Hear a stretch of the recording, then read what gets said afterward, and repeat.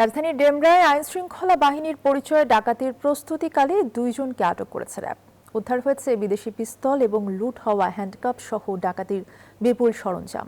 শনিবার সকালে কারওয়ান বাজারে র্যাবের মিডিয়া সেন্টারে সংবাদ সম্মেলনে এসব কথা জানানো হয়। বলা হয়, উদ্ধার হওয়া অস্ত্রগুলি বিভিন্ন সময়ে থানা থেকে লুট হয়েছিল। এছাড়া অভিযানে ডাকাতির কাজে ব্যবহৃত একটি মাইক্রোবাস, র্যাবের কটি ওয়াকি টকি, পুলিশের স্টিকার এবং সেনাবাহিনীর মাস্ক জব্দ করা হয়। আমরা যে মূল হোতা তাকে হাতে নাতে গ্রেফতার করেছি এবং এটি একটা বাজার এলাকায় ছিল।